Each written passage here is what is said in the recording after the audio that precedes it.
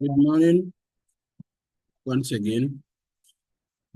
I am Stacey from Kwame, a mathematics enthusiast and a mathematics teacher of Mshoka and 2JHS with a burning desire to help in making mathematics classroom a better place to be.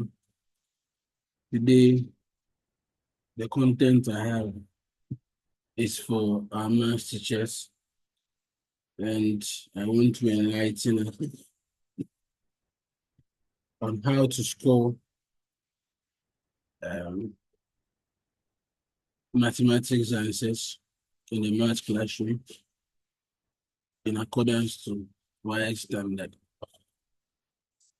Now, you should realize that when it comes to mathematics, our priority is not on the answer. Our priority is not on the answer. We do not prioritize correct answers.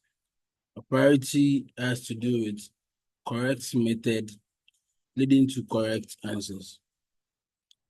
So a student who does not provide the correct method but arrives at the right answer would always be marked 0.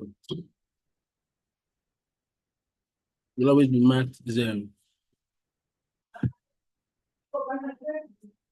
So how then do we mark mathematics?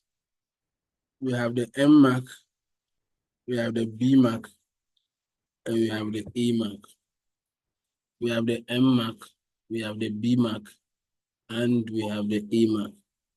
The M mark is awarded for correct method.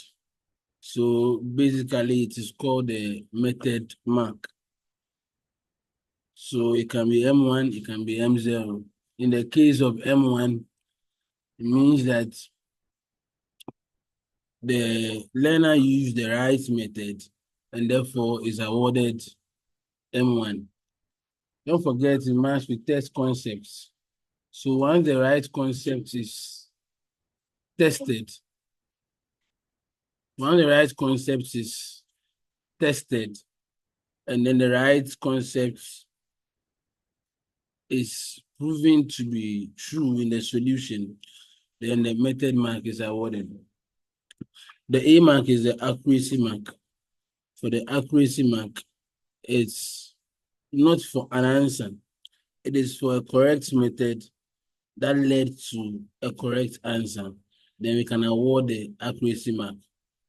Then the B mark is scored or is awarded to candidates or students who answer questions that are independent of method.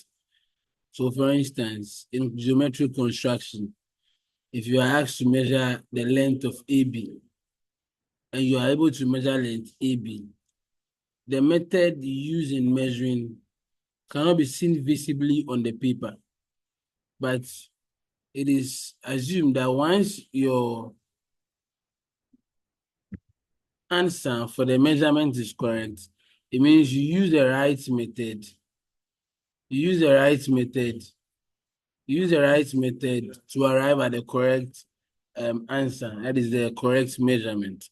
And therefore, once your method cannot be seen, your answer is independent of any method. And therefore, we award the B mark for you.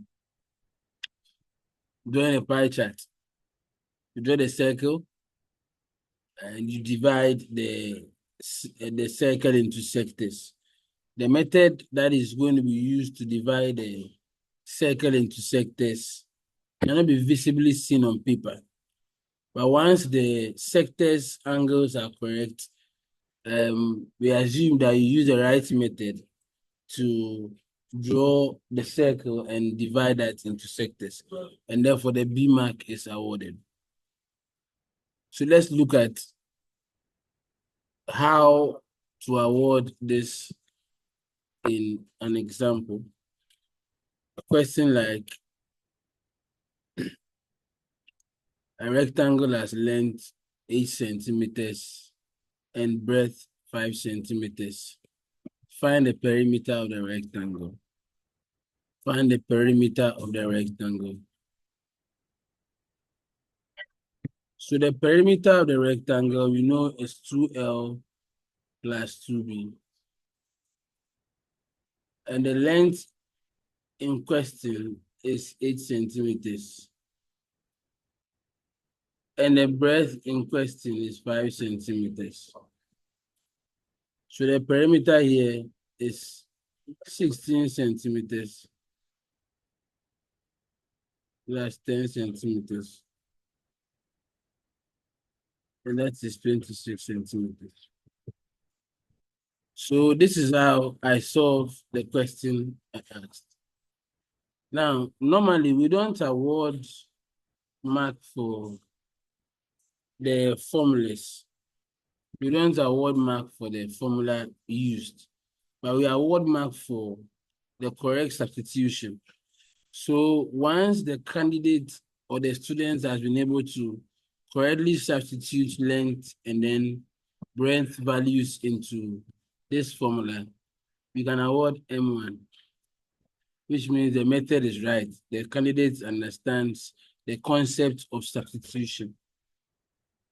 Once the candidate is able to solve 2 times 6, 2 times 5 to get 16, 10, the concept of multiplication of numbers has been correctly used, another M1. Once the student is able to add correctly, we can award A1. So I have marked that question out of 3 using the M method mark, and then A mark. Imagine a student who mistakenly solves the question in this way. Perimeter is equal to 2L plus 2B, 2 times 8 plus 2 times 5, 28 plus 10, 38 centimeters. So in this regard, the student has done the correct substitution. We can award M1. But the multiplication of these two values is doubtful because 28 is not 28, right? So it depends on the marking scheme in use. If the marking scheme is testing for the multiplication of this and that for the M1, then this becomes M0 because one of the multiplication is not correct. But sometimes the marking scheme can be testing for just one of them to be correct. And in that case, once the 10 is correct, you award M1. But once the answer is not the correct one, A0. Some students can be copying and they will do 28 plus 10 and then write 26 centimeters.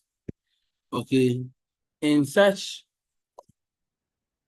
kind of event, the answer is the correct one, but the method that led to the answer is not correct. And therefore, once the second method mark is wrong, then the accuracy mark will not be awarded. And that should be A0. And then we write into brackets N.J, which signifies that the answer is not accurate. The method that led to the answer is not correct. And therefore, the answer is not judicious.